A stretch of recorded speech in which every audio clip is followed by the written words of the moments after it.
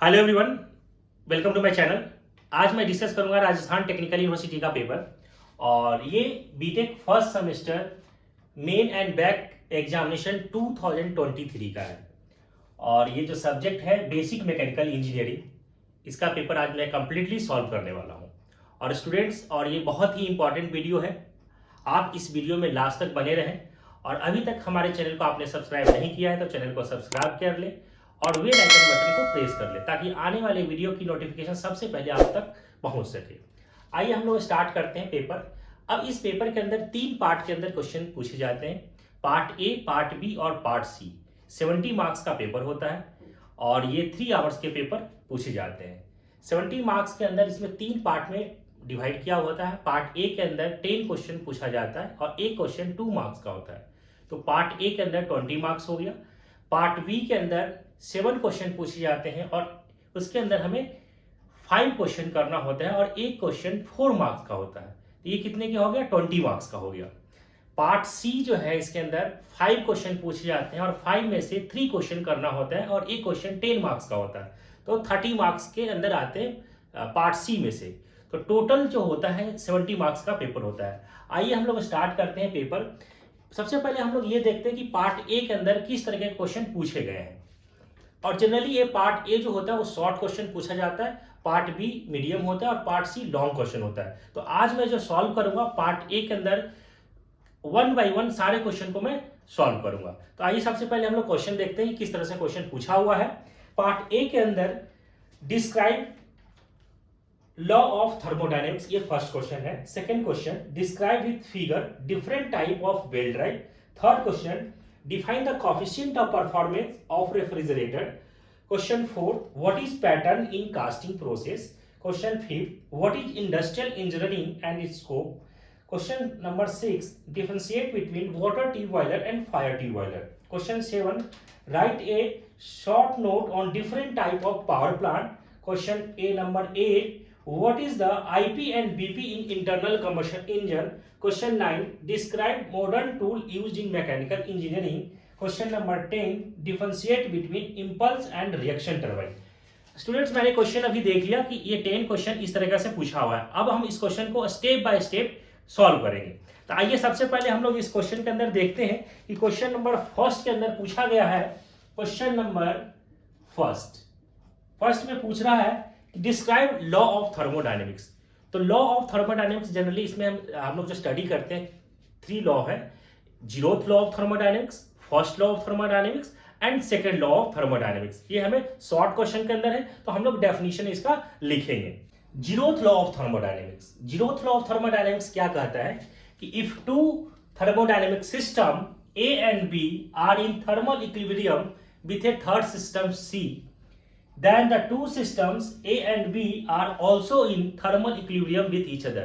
अगर मान लीजिए कि ये कोई सिस्टम है A है और दूसरा सिस्टम B है, if system A and B, that means thermal equilibrium TA is equal to TB.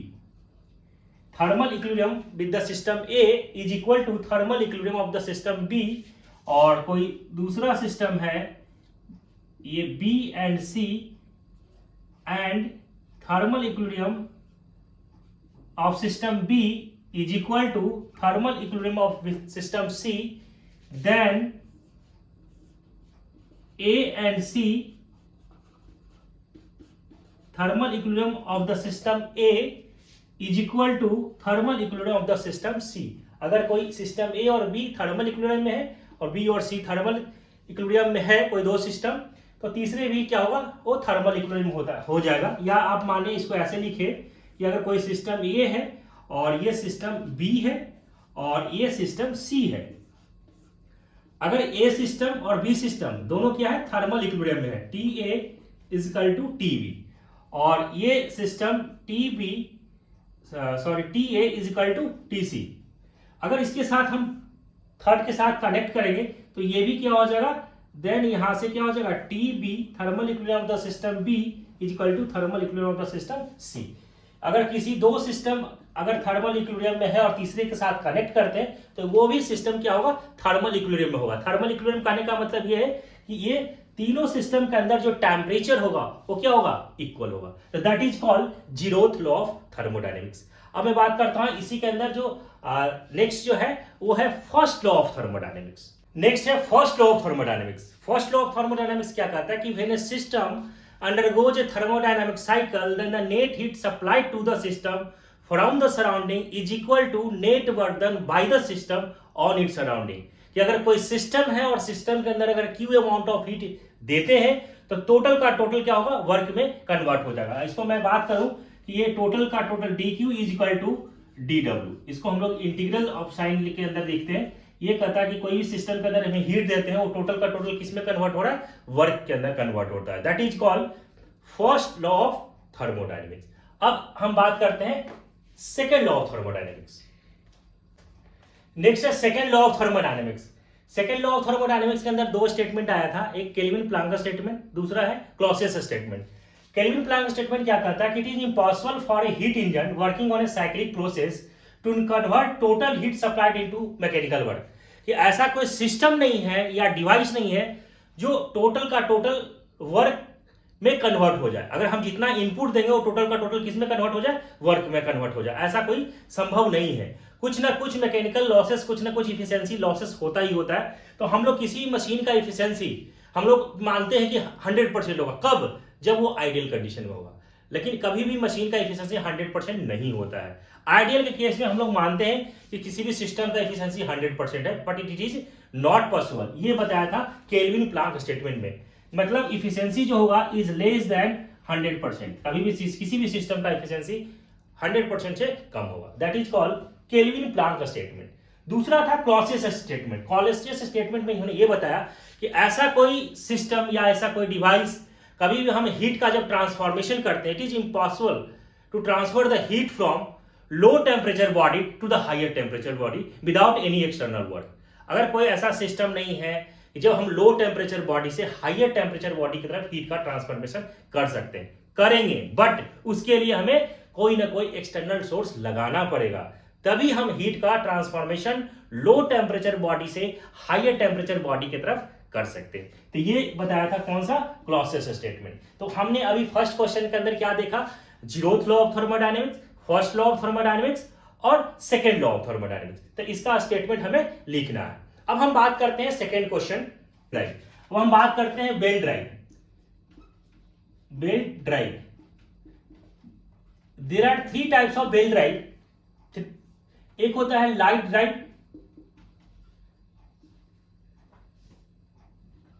Light belt drive. Second होता है medium belt drive, medium belt drive. और थर्ड होता है heavy belt drive, heavy belt drive, heavy belt drive. Light belt drive हम लोग generally जो use करते हैं, ये हम लोग कहां पे यूज करते हैं, एग्रीकल्चर मशीन के अंदर। हम लोग जहां पे agriculture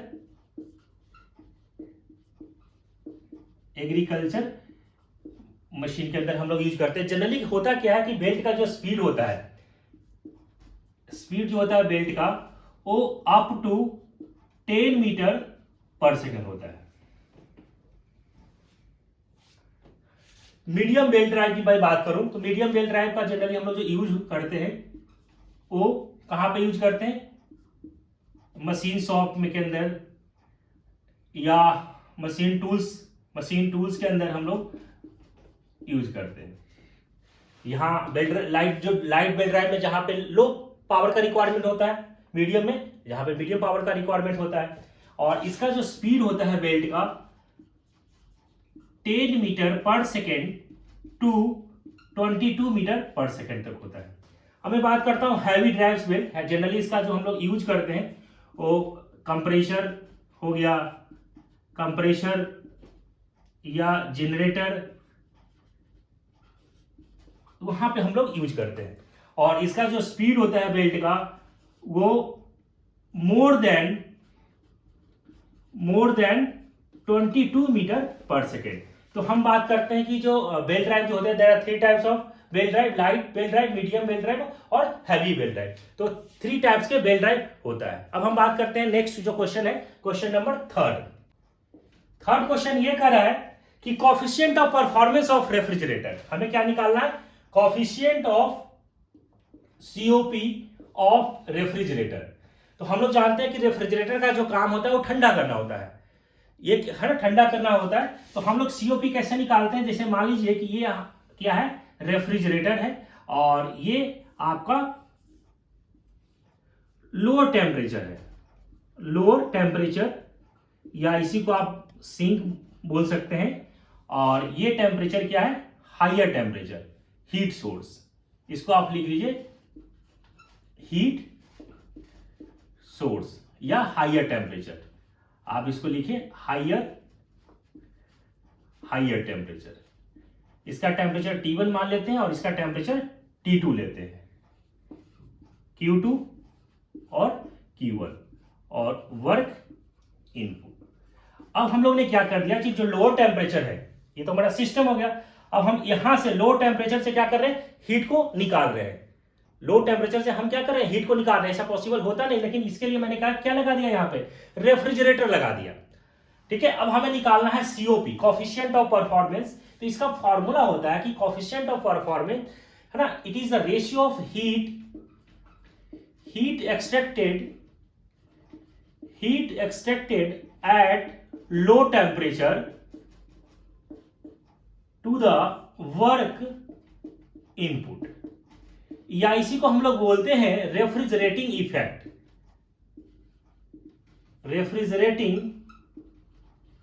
effect, to the work input, या इसी को हम लोग बोलते हैं desired effect to the work input. अब हम बात करते हैं वर्क इनपुट। तो वर्क इनपुट हम लोग कैसे निकालेंगे कि Q2 plus work input is equal to Q1।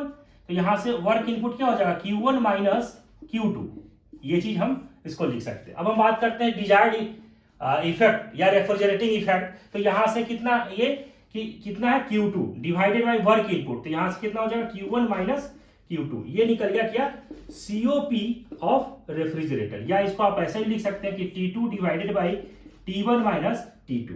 तो ये हमारे पास निकल कर आ गया coefficient of performance of refrigerator. ये थर्ड क्वेश्चन कंप्लीट हो गया। अब हम बात करते हैं क्वेश्चन नंबर फोर्थ ये करा कि what is pattern in casting. Question number 4, pattern क्या होता है कास्टिंग के अंदर, पैटर्न का क्या, इसको हम लोग बोलते हैं it is replica of an object. जो हम प्रोडक्ट बनाने वाले होते हैं उस प्रोडक्ट का हमारे पास एक डेमो पीस होता है, एक हमारे पास डुप्लीकेट कॉपी होता है। जो हम कास्टिंग करते हैं, जो हम कैविटी बनाते हैं, कैविटी फॉर्म करते हैं कास्टिंग करने के लिए। कास्टिंग क्या होता है कि casting is a manufacturing process in which the molten metal is poured into the mold and then allowed to solidify, the solidified part is known as casting। जो अपनी कैविटी बनाते हैं उस कैविटी के अंदर मोल्टेन मेटल को पोर करते हैं, डालते हैं, और डालने के बाद जो ठंडा होता है, ठंडा होने के बाद हमारे पास जो डिजायर्ड जो शेप बन करके आता है उसको हम लोग कास्टिंग प्रोसेस करते हैं। तो हम लोग पैटर्न होता क्या है कि जो हम बनाने वाले होते हैं उसका हमारे पास डुप्लीकेट कॉपी होता है। तो इसको हम लोग बोलते हैं कि it is replica of an object, that is called pattern. तो ये हो गया क्वेश्चन नंबर 4। अब मैं बात करता हूं question number 5। What is, question 5 है इंडस्ट्रियल इंजीनियरिंग। सबसे पहले हम बात करते हैं कि इंडस्ट्रियल इंजीनियरिंग क्या होता है। कि it is the branch of engineering which provide the technique to solve complex process. Industrial engineering helps in creating process and various system to improve the quality of product. Ultimately हमारा जो industrial engineer का जो purpose ये होता है कि minimum investment के अंदर मैक्सिमम आप आउटपुट कैसे दे सकते हैं, क्वालिटी को कैसे आप इंप्रूव कर सकते हैं। तो इसको हम लोग ऐसा ही, जो industrial engineering also in the field of aerospace engineering, supply chain, project management, safety management, तो डिफरेंट टाइप्स ऑफ फील्ड के अंदर हम लोग वर्क करते हैं। अब मैं बात करता हूँ कि इसका स्कोप हम कौन कौन से सेक्टर के अंदर जो इंडस्ट्रियल इंजीनियर्स है वो वर्क करते हैं। तो इंडस्ट्रियल इंजीनियरिंग जो है इंफॉर्मेशन टेक्नोलॉजी हो गया, फाइनेंस बैंकिंग सेक्टर के अंदर हो गया, सप्लाई चेन हो गया, ये है ना, एजुकेशन रिसर्च हो गया, पब्लिक सर्विसेज, डिफेंस, एरोस्पेस, तो डिफरेंट फील्ड के अंदर जो इंडस्ट्रियल इंजीनियर्स होते हैं वो वर्क करते हैं। ठीक है, अब हम बात करते हैं क्वेश्चन नंबर 6 है। क्वेश्चन नंबर 6 है water tube boiler and fire tube boiler में क्या डिफरेंस है। तो सबसे पहले हम बात करते हैं कि जो वाटर ट्यूब बॉयलर है, नाम से ही लग रहा है ट्यूब के अंदर क्या होता है, वाटर सर्कुलेट करता है और सराउंडिंग में क्या होगा, हॉट गैसेस होगा। इसीलिए इसके अंदर देखिए लिखा हुआ कि hot gases flow outside the tube, hot जो गैसेस होगा वो ट्यूब के बाहर होगा, and while the water flow inside. ठीक है, इनसाइड करने के बाद ट्यूब के अंदर वाटर सर्कुलेट करेगा और सराउंडिंग में क्या होगा, हॉट गैसेस होगा।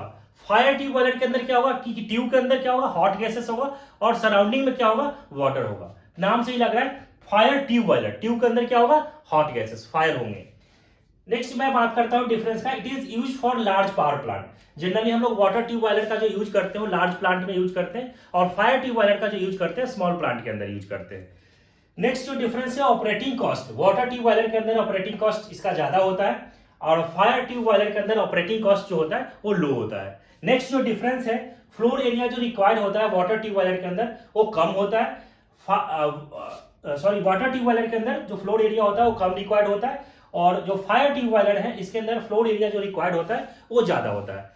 तो डिफरेंस तो और भी बहुत सारे हैं, बट आपको शॉर्ट क्वेश्चन के अंदर डिफरेंस लिखना है तो 4 पॉइंट सफिशियंट है। अब मैं बात करता हूं कि नेक्स्ट जो क्वेश्चन है, क्वेश्चन नंबर 7 कर रहा है, बोला ही इतना है ना। क्वेश्चन नंबर 7 क्वेश्चन में ये करा है कि right short on different type of power plant.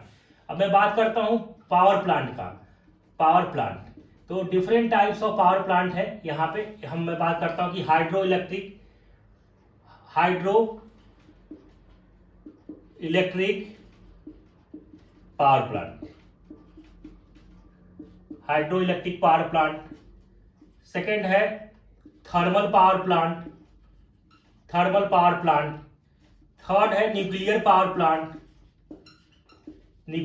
Plant, fourth है gas turbine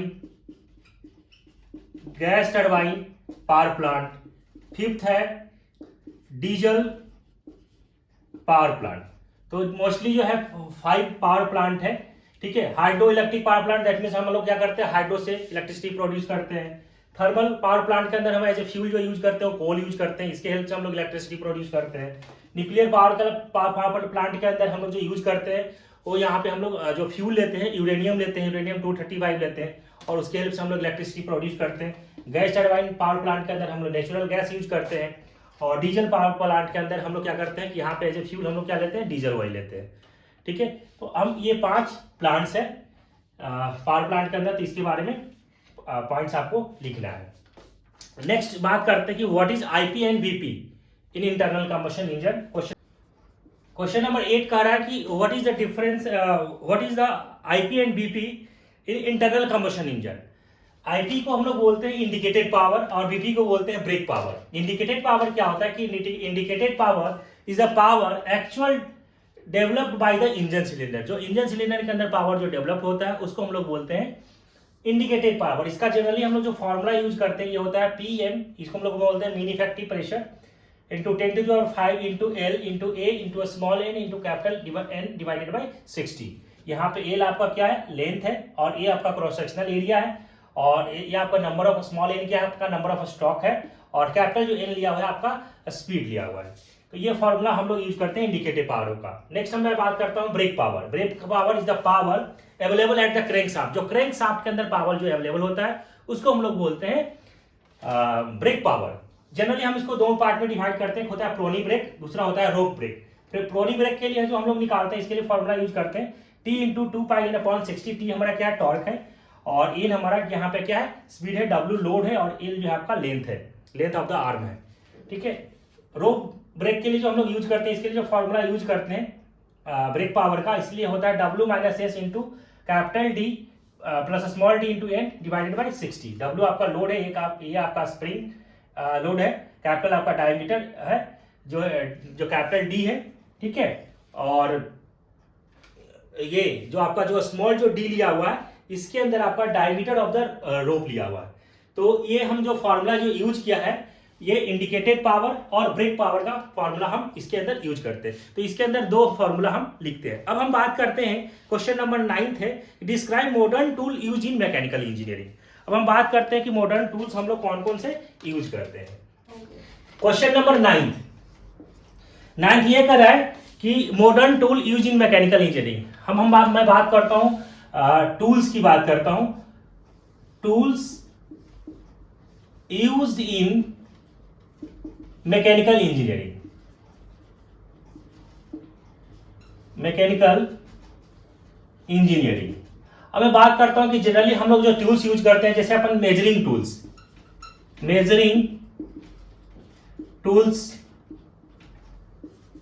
marking tools, striking tools, cutting tools, holding tools, ये सब मॉडर्न टूल्स है। अब मैं बात करता हूं मेजरिंग टूल्स क्या हो सकता है, जैसे try square, inch tape, engineering scale, ये सब क्या है, मेजरिंग टूल्स है। अब मैं बात करता हूं मार्किंग टूल्स। तो मार्किंग टूल्स जैसे आपका हो गया डॉट पंच, सेंटर पंच। अगर कोई कर्व सरफेस है और उस पर हमें मार्कआउट करना है तो हम लोग क्या करते हैं, डॉट पंच का यूज करेंगे। तो इसके अंदर की जो डिप जो होगा वो कम होगा। Generally the ending of dot punch is 60 degree and the ending of centre punch is 90 degree. अगर हमें सेंटर में मार्कआउट करना है तो हम सेंटर पंच का यूज करते हैं। तो ये मार्किंग टूल्स के अंदर आता है। अब मैं बात करता हूँ स्ट्राइकिंग टूल्स मतलब हम किसी के ऊपर स्ट्राइक करते हैं, तो इसके अंदर हम लोग different types of hammer use करते हैं। इसमें हैमर भी लेते हैं और सॉफ्ट हैमर भी बात करते हैं, सॉफ्ट हैमर, या इसी को हम लोग बोलते हैं मैलेट भी बोलते हैं। सॉफ्ट हैमर को मैलेट बोलते हैं। अब हैमर के अंदर हम लोग different types of hammer use करते हैं। जैसे आपका हो गया बॉल पेन हैमर,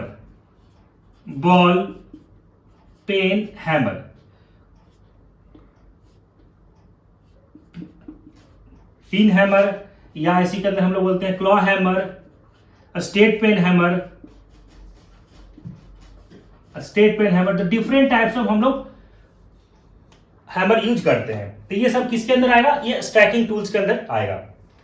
अब मैं बात करता हूं कटिंग टूल्स। तो डिफरेंट टाइप्स ऑफ हम लोग कटिंग टूल्स यूज करते हैं। जैसे इसके अंदर जनरली हम लोग जो यूज करते हैं, जो कटिंग टूल्स है, सा, जिसको हम लोग आरी बोलते हैं हिंदी में, और एक होता है चीजल, जिसको हम लोग हिंदी में छेनी बोलते हैं, और एक होता है एक्स, जिसको हम लोग हिंदी में कुल्हाड़ी बोलते हैं।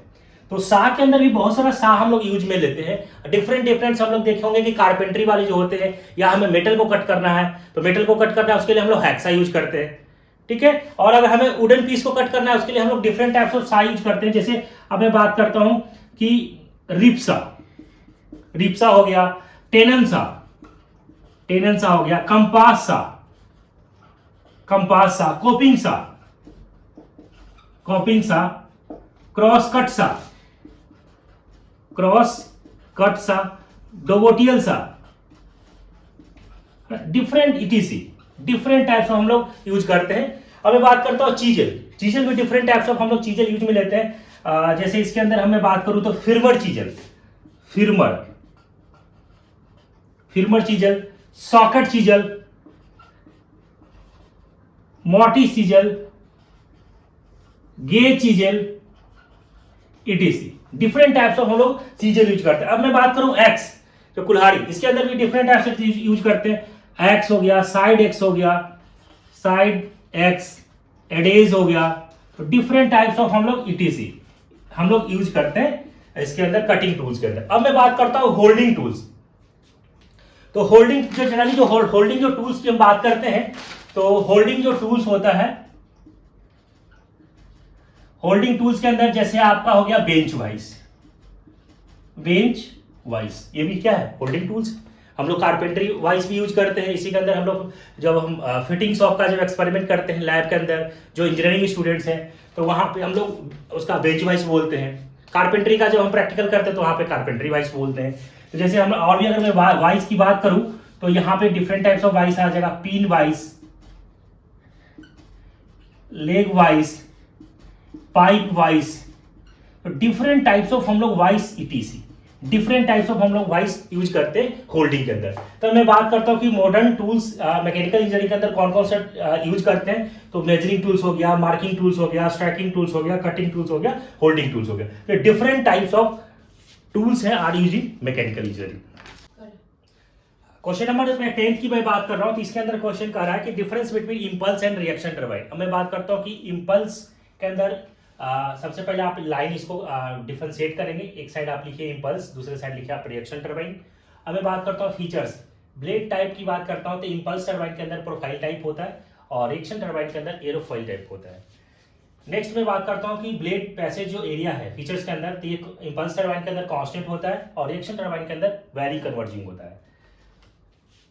फीचर्स की मैं बात करता हूं तो ड्रॉप ऑफ प्रेशर, प्रेशर जो ड्रॉप होता है इंपल्स टरबाइन के अंदर, pressure drop in nozzle, nozzle के अंदर प्रेशर ड्रॉप होता है not through the moving blade, moving blade में प्रेशर ड्रॉप नहीं होता है और प्रेशर जो ड्रॉप होगा कहां पे होगा, नोजल के अंदर होगा। बट रिएक्शन टरबाइन के अंदर pressure drop through both fixed and moving blade, ठीक है, फिक्स्ड ब्लेड और मूविंग ब्लेड दोनों में हमारा प्रेशर यहाँ पे ड्रॉप होता है।